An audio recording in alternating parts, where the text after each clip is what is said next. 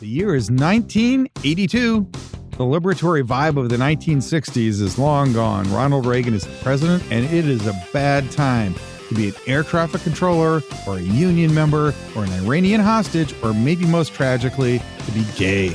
But there are progressive voices. One of those is the Village Voice, still an open champion of the avant-garde in the world.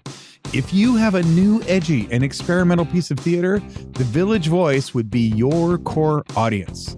But Michael Feingold, the theater critic for The Voice, does not like the genre-busting production that he's just watched, and he's dripping acid off of his pen to try to come up with something more demeaning than he had put down in his previous paragraph, and by and large, it's working.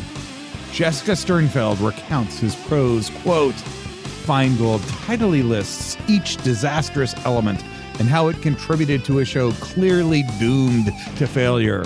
The poetry itself, Feingold began, struggled painfully and unsuccessfully. The music is such inane, characterless drivel that only a generation of stoned clones and TV drones could have summed it up. The music doesn't sound composed, it doodles randomly from chord to chord, never developing a theme or a structure. Feingold did not further elaborate his problems with the music, but moved to the third horror, the choreography, which looked borrowed and represented all too directly the choreographer's undistinguished career. Cats, wrote Feingold, is a dog. And with a special crescendo, quote, to sit through it is to realize that something has been peeing on your pants leg for 2 hours, end quote. And for the finale, quote, it ought to be retitled 101 Uses for a Dead Musical, a reference to the popular book 101 Uses for a Dead Cat. But as we know, that view of Feingold would not be widely shared, and the musical would resonate with all those marginalized groups that the Village Voice would otherwise represent. In fact, it would become the longest-running, most lucrative, and probably most popular musical of all time. We'll figure out what Feingold missed with urine-busting Scotchgard on our pants in this episode of Theater, History, and Mysteries. I'm John Brushke, and you are listening to Theater, History, and Mysteries, where I take a musical theater production, go into a deep dive on the questions it raises and the answers it provides. I hope that this approach will give a deeper understanding about the lessons that the musical has for theater and for life, and I will never miss an opportunity to pursue any mystery, bizarre coincidence, improbable event, or supernatural suggestion along the way because, in the words of Dirk Gently, it is all connected. All right, so we're now coming upon 30,000 downloads, clumping along at 1,000 a week. And in the interest of keeping this non-commercial for as long as I can, I am resisting asking you for your money. But I can't tell you how much I value your attention. We've got a new email address, theaterhistorypodcast@gmail.com. I'm putting it in the show notes in case you didn't catch all that. It's all one word. If you hear anything you like or anything you want to argue with me about, or you have a good theater ghost story, please drop me a line. Getting some email would let me know that you are listening out there, and the website on Buzzsprout doesn't have a great way for me to write you back. So this is the best way for me to know that you're out there and you're not just some random chatbot that's trying to make my stats look good. You're a real human being that enjoys the show. But you either grow or die. So if your email is about something you like, do please drop a link on your social media, tell a friend, or play this episode to your pet cat and report to me in detail the creature's reaction. Who better to tell me whether or not I've captured the essence of cats than your pet cat? Don't tell me your cat doesn't have opinions about the podcast you listen to. If you own a cat, you know what I'm talking about, and so does that cat.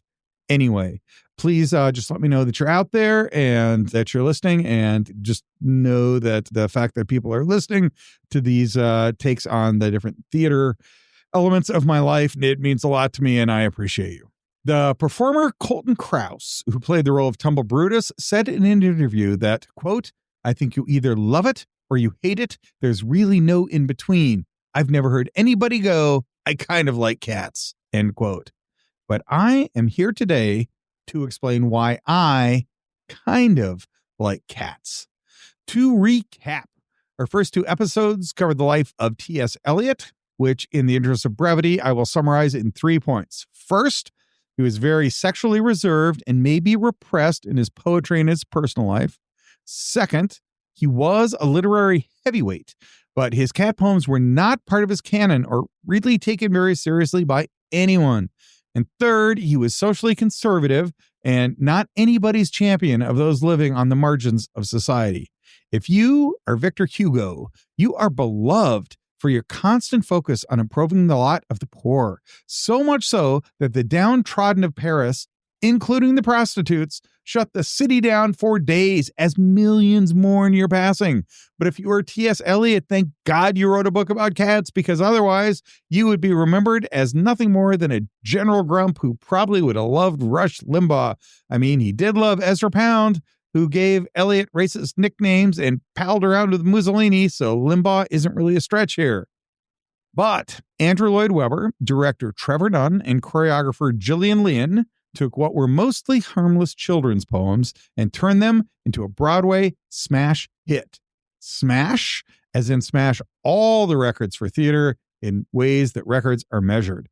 They would do it with 3 major swipes, most of which would have nothing to do with T.S. Eliot. First, as we discussed in the last episode, they added Grisabella, who was not a character in Eliot's book, and gave her the song Memory. That song was also not in the book and was based on another T.S. Eliot poem called Rhapsody on a Windy Night, plus 8 lines of a poem fragment that Eliot's widow and literary estate curator, Valerie, provided to Andrew Lloyd Webber and his crew. And all this has been heavily detailed in our past 3 episodes. Today, the task is to talk about the last 2 things that make cats work, and which are both departures from T.S. Eliot. So the first thing that makes the show work is Grisabella and that song Memory. The second thing that makes the show work is sex.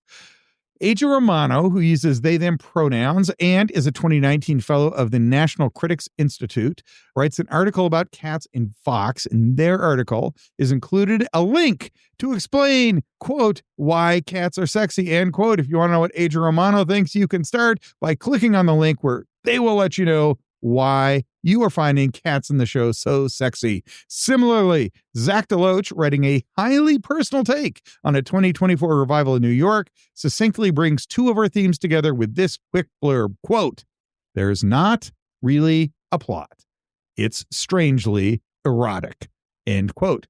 And Gia Tolentino, another award-winning journalist, writes, quote, cats, because it is about cats and not humans, pulls off a feat that, for good reason, goes mostly unattempted.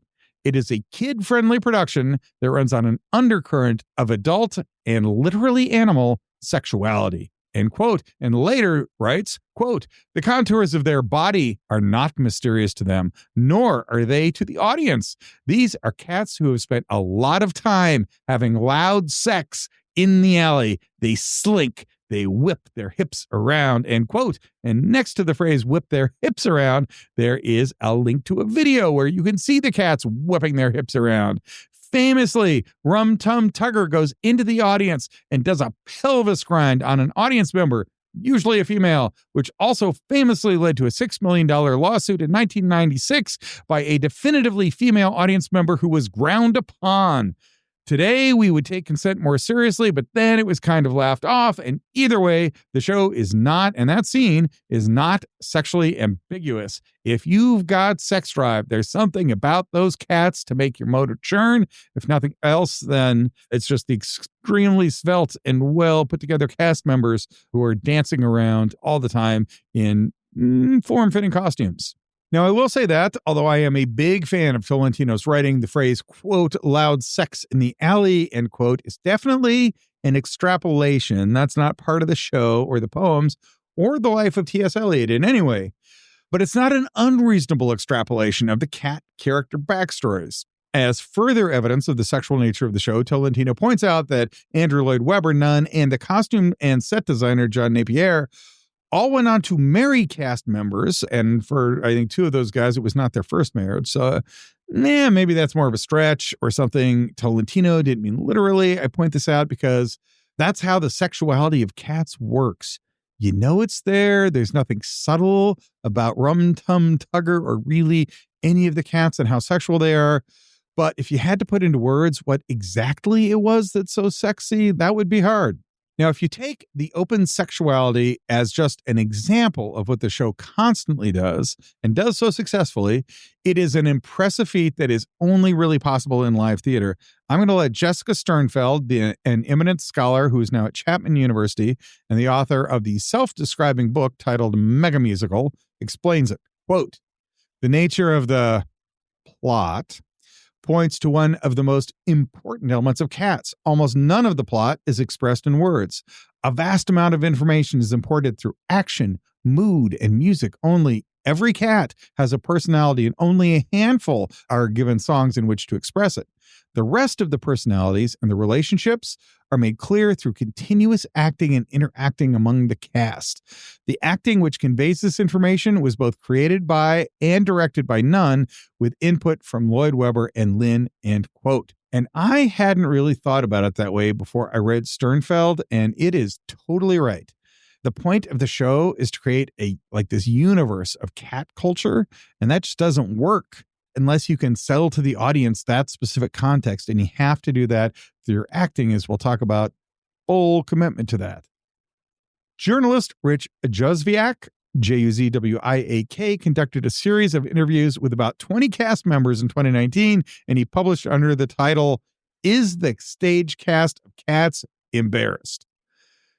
Now, these are some voices that I truly enjoyed hearing, and they emphasize the total commitment to making the show work and the need to do so physically. The performers are almost always on the stage, and they're almost always usually dancing. Juzwiak interviewed Georgina Pazkogwin of the New York City Ballet, and Juzwiak is very struck by the fact that she said Cats is the hardest thing she's ever done. He is taken with the idea that a professional ballerina would say that Cats, the pop Broadway hit, was some of the most difficult and physically demanding stuff that she'd taken on. Shanika Gooden, who played Rumpelteazer in the Broadway revival, said, quote, "Trust me, some audience member is always watching and waiting for you to come out of character," end quote. Of course, the key is having a human play a very convincing cat. Terrence Mann of the original Broadway cast reported that, quote, "Everybody got a cat," end quote. So as part of learning how to play the cats on the stage, everyone got a house cat as a pet. I love that. And, I almost would love to do some backstory research onto what did the cast name their cats. Trevor Nunn deserves and takes a good deal of the credit for the physicality of the show, but I was struck by this account from Christopher Gurr, who played 3 different cats in the Broadway revival, and he said, quote, "Gillian Lynn had a brief amount of time with us. In the time we had with her, she attempted to cram 35 years of feline essence into less than 15 minutes of rehearsal. She did it. With some words, but mainly with one gesture. Now, I don't want to disparage American performers, but Americans on the stage are usually saying, 'Look at me,' she said. And her body did an odd little ghost of a George M. Cohan meets Al Jolston meets Liza Minnelli meets Liberace gesture. But Cats, her eyes lit up and narrowed at the same time. Cats say, and in a flash, she shot up, 1 foot off the ground, spun every line of her 89-year-old body up, in a plume of arms and hand and eyes, and look at me. It was a 1-second move. It said everything you'd ever need to know about cats," end quote.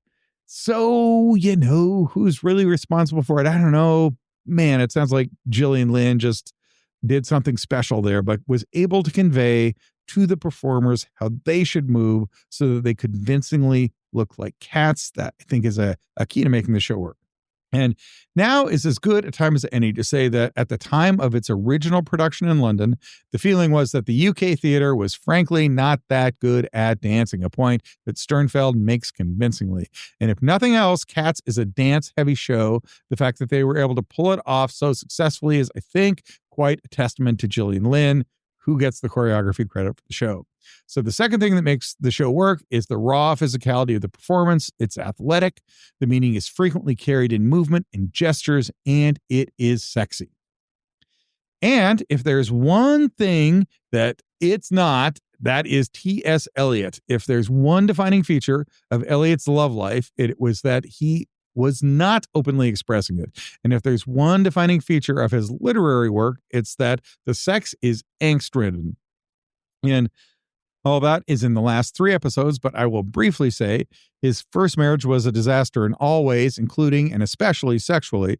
His second marriage happened when he was in his 60s and his wife was 40 years younger than he was. And there are 2 strangely intimate relationships that he had with males that have caused speculation about his sexual orientation, which is not relevant here other than to say the fact that he vehemently refused to publicly discuss his private life and especially the sexual part of it, just marks him as a sexually reserved guy. He has exactly 0 poems, plays, or essays about having loud sex in an alley.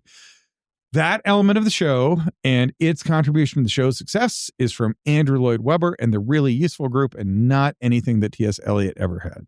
As with so many things that are billed as sexy, they can also be sexist.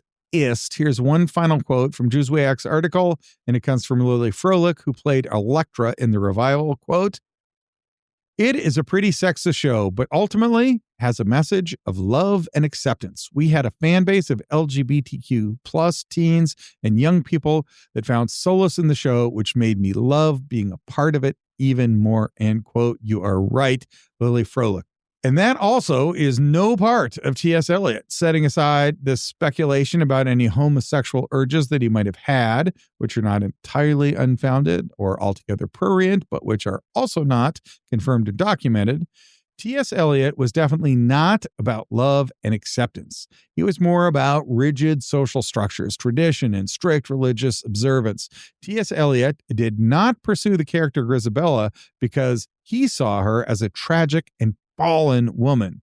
But the Grisabella that Webber and Nunn created was tragic, fallen, and redeemed. And not redeemed because she repented for her sins, but redeemed because all the other characters had to confront their prejudices against her and accept her for who she really was. That is all introduced in the musical and entirely absent from the original book or really anything that T.S. Eliot ever wrote. So the first thing that makes the show work is the character Grisabella, which Eliot did not write. And the second thing that makes the show work is its open sexuality, which is antithetical to everything about the life and the beliefs of T.S. Eliot. Now, it's worth pausing to note that T.S. Eliot was no stranger to the theater. He had, in fact, his own Broadway hits. And he probably didn't have the musical chops to make anything into a musical, but I'm guessing that a Nobel laureate with a Broadway hit to his credit could probably have found a musical partner who'd be willing to work with him. But he just wasn't interested in that, or even putting Cats anywhere near a stage. And that just underscores the point about how much of the success of Cats, the musical, is due to how far Andrew Lloyd Webber and his friends took the show beyond anything that T.S. Eliot imagined. And I realize I'm kind of down on T.S. Eliot here. I'm sure that he had his tender moments. It seems like he and Valerie had, by all accounts, a mutually supportive relationship. There's also this very cute story that when T.S. Eliot couldn't sleep or was nervous, he would recite to himself cat poems. We all have our tender moments. We all have our good sides and our bad sides. The bad sides of T.S. Eliot were his kind of rigidity and stark conservatism and the way that excluded other people in a way that he didn't really seem to appreciate. We are all complex people with our strengths and our weaknesses.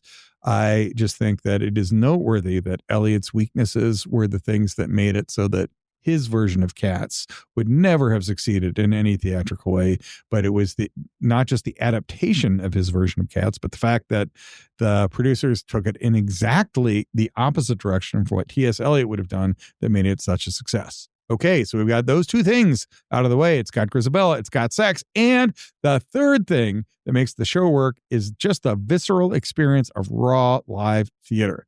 The audience is not drawn in by the plot because there isn't one. They are not, as so many Game of Thrones viewers did in vain, waiting around to see how the characters develop and resolve, only to be disappointed at the end because none of them develop, and there are no conflicts to resolve. Peter Coons wrote, quote, "Plot was all but irrelevant.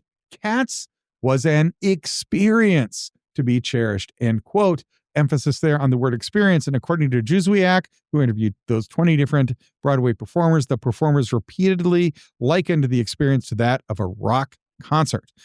On that note, I recently had just an awesome chat with a guy named David Ellenstein, who's the artistic director of the Laguna Beach Playhouse, which is a fabulous theater. It's been there for decades. I think it's almost 100 years now. He puts fabulous performances on there. It's one of the better professional theaters in Orange County, California. And if there were two things that bonded us, they were that A, we quickly discovered that we both liked baseball, and B, we both agreed that all videos of stage plays totally suck. As with rock concerts, you could watch a rock doc or a concert footage show, and you can get some idea of what the performance was like. But that is a hollow shell and pale echo of the real experience of being in the audience and on the front row, or in the mosh pits, or even watching from the upper rafters. My own daughter, whose allegiance to Taylor Swift is going to play a major role in coming episodes, described her upper deck back row seating experience at a TS concert as, quote, like a fever dream, end quote. Fever dream wouldn't be a bad metaphor for cats either. Tolentino has written, quote, one human cat is a terrible acid trip. 20 of them is an unforgettable night out in Midtown, end quote. Deloach, who describes the show as his personal Roman Empire, describes it as, quote, demented. And all of the critics, and also probably all 76 million people who have themselves seen the show, describe it as an experience more than a viewing opportunity.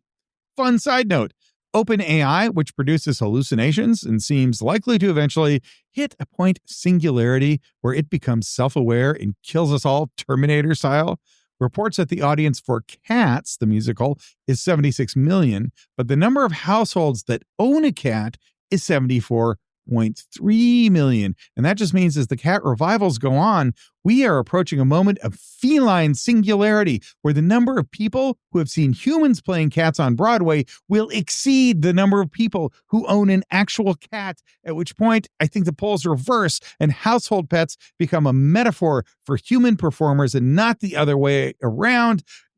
Feline singularity. Chew on that, Chat GPT. Okay, a little carried away there, but back to our main point, which is that what makes Cats work is that all live theater is sort of a visceral, corporeal experience. There's something about just the immediacy of it all. But Cats really took that to a different level. Tolentino writes, quote, Cats is proof of the ludicrous heights that can be reached with full-throated commitment, end quote. Full commitment to the idea that cats have a society all their own that humans are only barely aware of. Commitment to the idea that such a society can be recreated in a theater, and commitment that you never, ever drop out of character or get a moment off stage for the full 2 hours where you're being a cat. How full-throated is this commitment? We will let Juzwiak interviewee Betty Buckley, who played Grisabella in the original Broadway cast, fill us in. She said, quote, Grisabella is like my soulmate and my best friend and my teacher, end quote. Now that is commitment to a character. I will round this point off with a direct quote from Jessica Sternfeld. Quote, I can find no rational explanation for Cats, historian Mark Stein writes in the flippant tone of many critics. But then he goes on to put forth a perfectly reasonable explanation with which so many critics agreed. Cats is not a normal show. It is an experience difficult to define and thoroughly entertaining, end quote. If you can fully commit to the conceit of your show, you can bring your audience along with you. And Cats does that to full effect. And maybe it succeeds precisely because that's almost all it does, which is why I kind of like Cats. I can honestly go to my grave peacefully if I never hear Jellicle Cats again in my life. But I have an unqualified respect for the performers who brought the show live, and I take the show as living proof that there is an element to live performance that is just not possible to recreate through video or streaming or VCR or DVDs. Before we leave this, we should also briefly dwell on what didn't make the show successful. Jessica Sternfeld makes reference to the deep complexity of T.S. Eliot's poetry, and others have spoken of the intellectual heft that T.S. Eliot brings to the show as borrowed gravitas. Now, T.S. Eliot was an intellectual heavyweight and a deep thinker, but Cats was no part of that. The two main reactions to Old Possum's book of Practical Cats, either that A, it proves that Eliot really did have a sense of humor after all, or B, that the book does not mean anything at all. Memory does borrow from a more serious poem, but when the Vulture staff was doing a roundtable discussion of the show, one of their writers, Jackson McHenry, pointed out that even those lyrics aren't deep so much as they don't make any sense. Touch me. It's so easy to leave me. What does that even mean? Why does touching you make it more or less easy to leave you? Why do you want to be touched if you're about to be left? I don't know.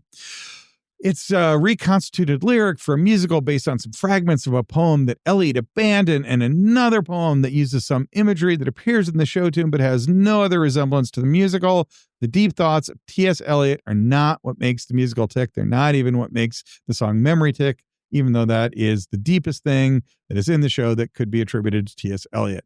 Now, he did have clever rhymes that inspired it, and the lively poetry does animate it, but without the additions of Andrew Lloyd Webber and his crew and the concrete corporeal manifestations of the show on the stage, Old Possum's Book of Practical Cats will take a comfortably thematic spot on your bookshelf right next to Sandra Boynton's classic, Moo, Ba, La, La, La. You might put Old Possum's Book of Practical Cats right next to Starbelly Sneetches of Theodore Geisel, except that book ends with an acceptance of difference, which Old Possum does not. And Geisel was a strong champion of Jewish rights and an outspoken critic of anti-Semitism, whereas Eliot was, of course, the opposite. Actually, go ahead and put those two books right next to each other on your bookshelf just to make Eliot nervous. If you haven't heard the last 3 episodes and you're wondering why I'm throwing stones at Eliot for being anti-Semitic, go give those a download and listen for the name Ezra Pound. But for these reasons, or for some that I am simply ignorant of, and despite Andrew Lloyd Webber's fear that an act of bathos was about to unfold just after the opening night curtain goes up, Cats is an immediate and runaway success. Once the curtain opened, it couldn't be stopped. It opened in London on May 11th, 1981. The initial critics were divided then as now, but Jessica Sternfeld reports that the British press universally loved all the dancing, and particularly loved that a British company could do something so ambitiously choreographed and to such great effect. Remember, the overall rap was the British shows couldn't get the dancing right, so it was almost a point of national pride that they had spearheaded such a dance-heavy production. The U.S. got to the moon before Russia, but by God, the Brits got to Cats before the Americans did. A critic named Sheridan Morley declared that the night, that triumphant opening night, belonged to Gillian Lynne, who was the choreographer. Now, the critics noticed that there wasn't a plot, which held most of them back from fully embracing the show. But the Guardian and the Sunday Times, each prominent enough, gave it rave reviews. And Irving Wardle of the London Times, the more respected paper in terms of art reviews, praised the set, which is a huge junkyard scale to make humans appear about the size of the normal cat and mouse. Most of the critics loved the set, but he found the plot too thin to carry the show. One James Fenton, another reviewer for the Sunday Times, panned it because he never liked T.S. Eliot's original poetry in the first place. But it was pretty soon evident that the rave reviews outweighed the bad ones, and the audience, of course, just voted with their feet. Within months, Memory had hit the musical charts. I think it got up as high as number 2. And the cast recording made it into the top 10 of the album's charts. The Jellicle Ball was the theme music to the BBC coverage of the 1982 World Cup, maybe the only event in the UK that could possibly have been more prominent and popular than Cats itself. And the show would go on to run for 21 years, and that was just in the UK. It jumped across the pond to New York. It would play in a theater called the Winter Palace, where it opened in 1982. The New York production held open auditions. It got more than 2,000 applicants. Trevor Nunn, who was the director, described the process in the Coffee Table book as much more brutal than the one portrayed in the chorus line. They couldn't even exaggerate how terrible it was. In fact, by the end, he says the performers were so indistinguishably awesome, he couldn't say more than who got the part and who didn't without being able to meaningfully articulate a difference. He couldn't say, you're a slightly better dancer. You sing this one note a little bit better. I see a little more energy in you. He couldn't describe any difference at all. He was basically just saying, you get the part and I'm sorry that you did not. The critics in New York, again, noted the absence of the plot. They approved of the grandeur of the set, and the phrase theater magic started popping up. But using the phrase by all accounts, Sternfeld reports that the opening night crowd just loved the show. It sold out for 17 straight years. It won the Tony for the best musical, the best score, the best direction, the best costumes, the best lighting, and the tastiest concessions. That last one wasn't real, but let's just call it a sweep for the award season for Cats. Now, it is also true that the competition was not especially stiff that year. There were 23 musicals that opened, but only 9 of them actually finished the season. And there was one that was called A Doll's Life. It had a budget of $4 million, but it closed after only 3 days. I'm guessing it lost all of its money. But even that show was still nominated for a Tony that year, which is a sign that maybe it wasn't the best year in Broadway history. But whatever had happened, Cats was the victory, and it won all the awards and took in all the money. In fact, it was so good that the New York Times would start to have stories about how long the show had been running, which I think counts as being famous for being famous. And the records just started piling up. In 1989, it became the longest running musical in British history, surpassing Andrew Lloyd Webber's own Jesus Christ Superstar. On the 19th of June, 1997, it became the longest running musical in Broadway history. We had 6,138 performances. It would go on to have 6,500 performances in Japan, and that same year, its overall gross would exceed $2.2 billion, and that's, in 1997 money. On the 20th of February in 2000, the New York Times announced that the show would finally be closing in June. But that just got thousands more people to clamor to see the show before it closed, and another $1 million in tickets sold in 5 days. They would extend the run to September 10th, although it would not go past that. So the impact that this show had in musical theater can almost not be overstated. Sternfeld wrote that the show might have been critic-proof, and that after it, Andrew Lloyd Webber was unstoppable, although we will see in later episodes that maybe the only person capable of stopping him was Andrew Lloyd Webber himself, which he, in fact, managed to do. But Sternfeld concluded, rightly in my estimation, that Cats changed the theater world forever. Even its critics couldn't deny its influence, and they could quibble over whether it was good or bad, but they couldn't say that it had not had a massive impact on modern musical theater. So that gets us from T.S. Eliot in Oxford to Andrew Lloyd Webber in New York. There is no doubt that Cats, the musical, is probably the mega musical, which has come to define what modern musical theater is and what counts as a modern musical theater success. Having a successful season doesn't really do it anymore. You got to run on Broadway for 20 years and become a household name. But that is not all there is to know about either Eliot or Cats. For Eliot, we still need to know about his involvement in the occult. Yes, the occult. Am I stretching here because of my weird fascination with the occult and demons and ghosts and ghostly theater stories? Well, I'm certainly not above it, but I will say that the academic journal Texas Studies in Literature and Language has an article titled, quote, T.S. Eliot and the Occultation of Knowledge and Experience, end quote, which probably means that I'm not the first person to notice this connection.